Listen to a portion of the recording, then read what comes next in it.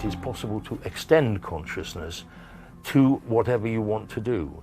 And in fact, the old Greeks had a thing where when they were looking at an object, they felt that they were actually sending something out to run over the object instead of just receiving the information.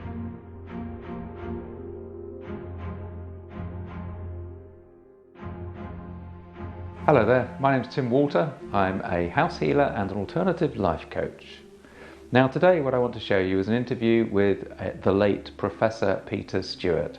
I heard yesterday that he'd passed away, so he's now stepped on into the next world. I interviewed Peter some years ago when I made the DVD with my dear old mentor Hamish Miller. So what I want to do in tribute to Peter is to show you that interview. Peter was an incredibly wise guy. He was a scientist, and in the 60s he was actually associated with the British space program. Later on he was even involved with the Beagle 2 exploration of Mars. And throughout his life he had a fascination with remote viewing, with dowsing, and these metaphysical aspects of being a human being.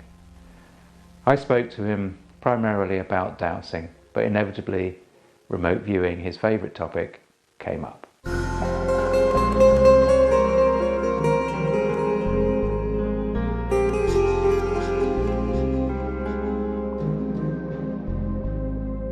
I use L rods which go out and cross, and that's what I demonstrate. Most people can use the L rods with very little problem at all. In my understanding, what actually happens is that you specify precisely in your mind and in what you're looking for.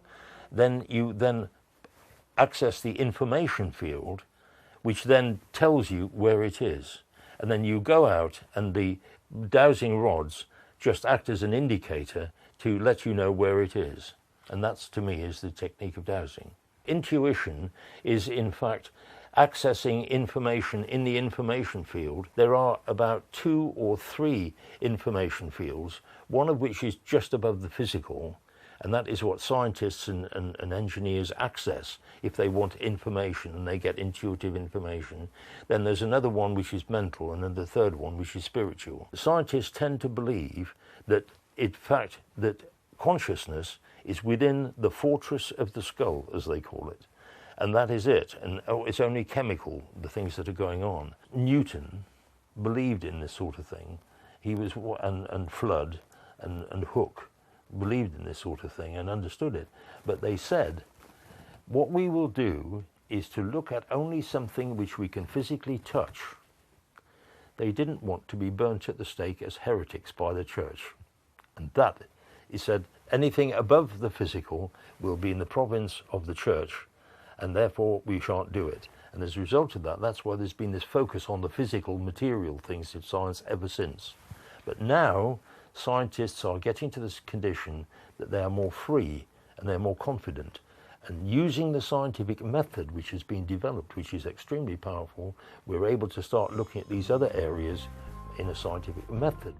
I became interested in remote viewing after reading a book describing the work of the Stanford Research Institute and also the US Army people who were looking at this as well. During the Cold War, Joe McMonigal in the US Army, he was given a task by the US Navy to go and look at a very large shed which was near the Barents Sea and see what was inside it. And he went and had a look at it. And came out and said it was a massive submarine which had got some tubes for the missile tubes, and it was being made and all that. And they said, well, we don't believe this because, I mean, this thing is about half a mile from the sea. He then went back every week for about a couple of months, and he saw that they dug out a channel from this place down to the sea. And he told them when it was going to be done, and they put a spy satellite, a KH-9 spy satellite, above the place, and they actually saw the thing being brought out and actually being put into the water. Now, I've run courses, and I've probably had about 250 to 300 students through my courses. When the group come in, I ask them to find a total stranger as a partner. Then I take them through a procedure where I quieten them down by taking them to a place like Stour Head or somewhere like that. and then up some steps to the edge of a wood, and then I say, in the distance you can see some buildings and a town, and the house of the person opposite you, the dwelling, is there. And would you go there? And I've had funny things like, for instance, there may be some parts of the house are at different times than others. I did one where a woman went in and she came to the door, and the door opened out into her face rather than inwards. Afterwards, the person that lived there said, yes, it used to be like that, but we've rehung the door so it's properly. She then went into various things, various rooms, and she went into one room, and it was back in the 18th century, and there was a woman who was in there was dying. And he was confirmed that these were the rooms, the actual rooms that the man was living in. All of this, essentially, are yogic techniques. And it's a question. One of my big questions in my mind is why science has not looked at, or psychology has not actually looked at techniques that yogins have been using for thousands of years. And all of these techniques that we're talking about, dowsing, remote viewing, and all these things are techniques developed by yogas. The thing about dowsing that's not really understood is that everybody thinks it's that dowsers can dowse for everything. And in fact, this is true to a certain extent, but it's like saying everybody can play the piano, and that's true to a certain extent. But dowsers, like surgeons, like all sorts of different people, specialise in different subjects. And in fact, recently, I wanted to find some water on my land. And although I've been dowsing for 26 years, I got a specialist water dowser in, because they are the people who really know how to do it. For this site, I think the yield would be around about somewhere between 150 and 200 gallons an hour. It's more water than any domestic supply would. It would run quite a lot of farm supplies. Then I got on to Aaron Bray, who has the drilling rig, the compressors, and all you need to put whacking great holes in the ground. We always dowse the supply before we drill it. Geological surveys can only tell you so much. By water dowsing, you get a good choice. Some people believe you can drill anywhere, and they tell you that water on their land. It's not always the case. You know, the odd thing, geology affects things sometimes. There's different factors that can affect things. Most of the time, you know, we're probably about 93% successful with dowsing. When the guys were put the first drill down, Rolf said it would be about 120 feet. Well, they started to get it about 110, and that is not bad. It's not far out at all. So I'm absolutely delighted. This is a really practical demonstration that dowsing works. This water is 125 feet down. How else can you know that there is water there, apart from by dowsing? You've got to be very open to these things and not block anything. Just let the feelings and everything flow. You can feel that pull, and it does it despite you, and that is a lovely thing.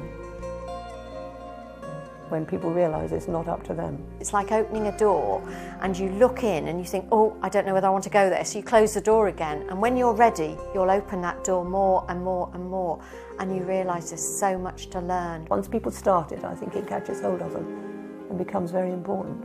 And it's fascinating. It's very exciting. It is a built-in human capability. And a privilege to do it. Professor Peter Stewart there, who sadly passed away very recently. I spent a little while in his company learning from him on a few workshops. These were remote viewing workshops, and I remember very early on that he had a very succinct way of expressing things, and I was struggling at the time with the difference between information that I was making up and information that I was receiving as inspiration, if you like. And he explained it just simply like that. In imagination, we create from within, and we see the pictures, or we feel it. Inspiration, images, information from spirit, etc., comes into us.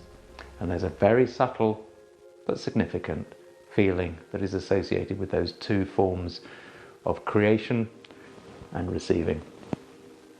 And he succinctly explained that to me. And I still use that as an example when people ask me all the time and they say to me, oh, but I'm just making it up. Students of mine on workshops, this is one of the big things that everybody says.